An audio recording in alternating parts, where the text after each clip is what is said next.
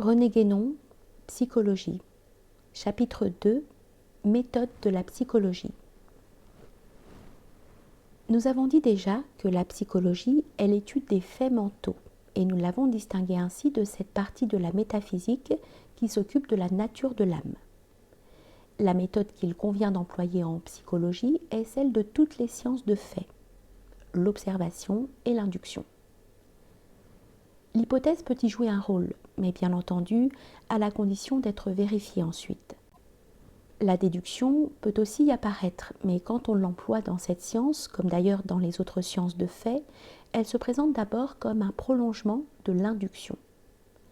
Il faut aussi, quand on le peut, faire intervenir l'expérimentation, parce qu'elle est plus sûre que l'observation pure et simple, et parce qu'il y a des lois qu'on ne peut découvrir sans son secours. La déduction est quelquefois un véritable moyen d'invention, soit pour découvrir une loi nouvelle, soit pour tirer d'une loi déjà connue une conséquence que l'on n'avait pas encore aperçue. À rattacher entre elles des lois, on n'avait pas vu le lien.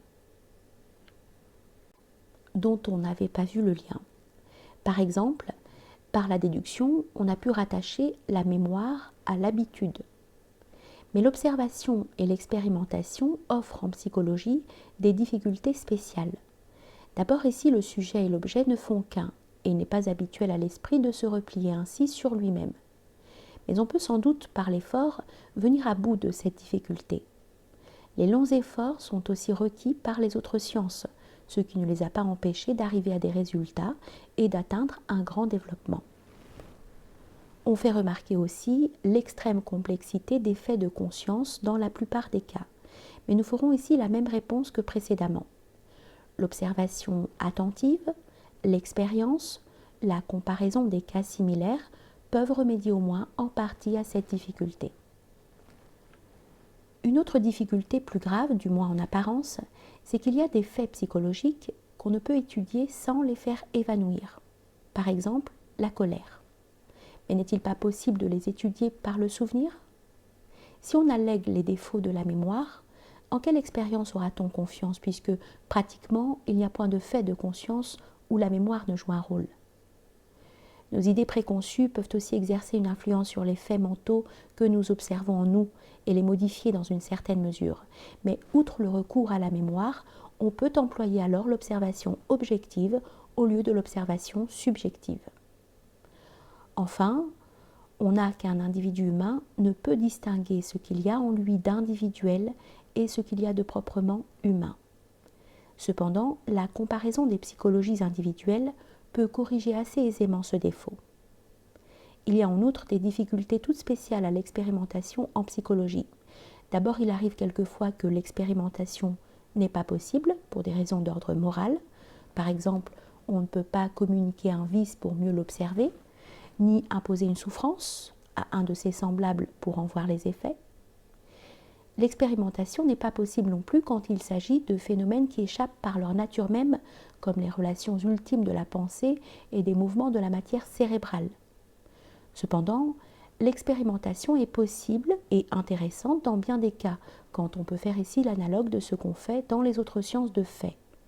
Par exemple, en hypnotisme, on isole le sujet de toute influence extérieure autre que celle de l'expérimentateur. On isole même son mental de son physique et l'on réduit toutes les causes de phénomènes intérieurs à une seule, qui est l'idée ou le sentiment que l'on communique au sujet. Ce sont là des expériences à peu près entièrement psychologiques. Il en est d'autres du même genre. On peut en faire même dans la conversation en posant des questions et surtout dans l'éducation, qui est comme une sorte de suggestion continue. D'autre part, la psychophysiologie et la psychophysique sont presque complètement expérimentales. En somme, les résultats obtenus prouvent que l'expérimentation est possible et que, jointe à l'observation, soit subjective, soit objective, elle est capable de donner des résultats importants. Quoi qu'il en soit, la méthode subjective et introspective est le début obligé de toutes les investigations en psychologie. C'est par l'observation et l'analyse intérieure que l'on connaît tout d'abord les faits qu'il s'agit d'étudier. Même pour pouvoir observer ce qui se passe chez autrui, il faut ramener à des phénomènes déjà connus par l'observation intérieure les signes que nous donne autrui de ce qui se passe chez lui. On appelle souvent méthode accessoire la psychologie infantile, la psychologie clinique, la psychologie ethnique, la psychologie animale ou comparée. Ce sont là en réalité des modes de la méthode objective, toujours caractérisés par l'observation et l'expérimentation. La méthode clinique en particulier est précieuse pour nous faire connaître la place occupée par telle ou telle activité dans l'ensemble de notre activité mentale et pour nous faire voir en quelque sorte à l'état de grossissement des faits que leur ténuité habituelle ne permettrait pas d'observer. Seulement, il ne faut pas oublier que c'est toujours avec notre conscience, à nous, que nous étudions ce qui se passe chez les autres êtres, si différents qu'ils soient de nous. C'est là une source de nombreuses erreurs d'interprétation presque inévitables et qui ne nous permettent pas d'attribuer une trop grande valeur à toutes ces méthodes accessoires, quoique de nouvelles observations puissent en certains cas corriger les anciennes dans une certaine mesure. Le commencement de toute étude psychologique est un classement aussi exact que possible des faits à étudier. Les recherches doivent être faites à l'aide de l'observation et de l'expérimentation. Et il faut, autant qu'on le peut, s'efforcer de ramener les causes compliquées des phénomènes à des causes plus simples. Il faut aussi chercher tous les renseignements accessoires que peuvent fournir d'autres sciences, notamment la physiologie, mais sans oublier que le psychologique ne peut s'expliquer vraiment que par le psychologique et qu'il ne faut pas accorder une importance exagérée aux résultats de la psychophysique et de la psychophysiologie.